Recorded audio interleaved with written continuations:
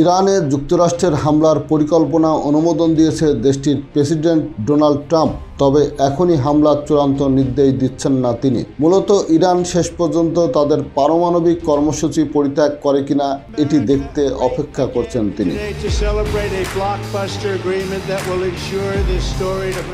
ঘনিষ্ঠ সূত্রের বরাত দিয়ে বৃহস্পতিবার এক প্রতিবেদনে এ তথ্য জানিয়েছে প্রভাবশালী মার্কিন সংবাদ মাধ্যম দ্য ওয়াল স্ট্রিট জার্নাল।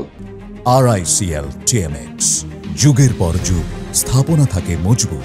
সংবাদ মাধ্যমটি বলছে, মার্কিন প্রেসিডেন্ট ডোনাল্ড ট্রাম্প মঙ্গলবার রাতে তার শীর্ষ উপদেষ্টাদের জানিয়েছেন তিনি ইরানের বিরুদ্ধে সামরিক হামলার পরিকল্পনার অনুমোদন দিয়েছেন।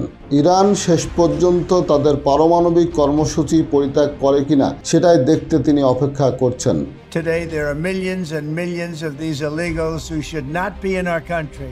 এই পরিকল্পনার মধ্যে অন্যতম লক্ষ্য হিসাবে বিবেচনায় রয়েছে ইরানের সুরক্ষিত ফর্দ পারমাণবিক সমৃদ্ধ কেন্দ্র। এটি পাহাড়ের নিচে অবস্থিত এবং সামরিক বিশ্লেষকদের মতে সাধারণ অস্ত্রে এই স্থাপনা ধ্বংস করা অসম্ভব। শুধুমাত্র সবচেয়ে শক্তিশালী বোমা দিয়েই এটিকে আঘাত করা সম্ভব।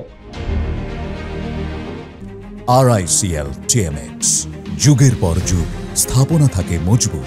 এর আগে ইরানের সর্বোচ্চ নেতা আয়াতুল্লাহ আলী খামেনি বলেন, ইরান কখনোই আত্মসমর্পণ করবে না এবং যুক্তরাষ্ট্র যদি সামরিক হস্তক্ষেপ করে তবে তার ফলাফল হবে অপরিমেয় ক্ষতি।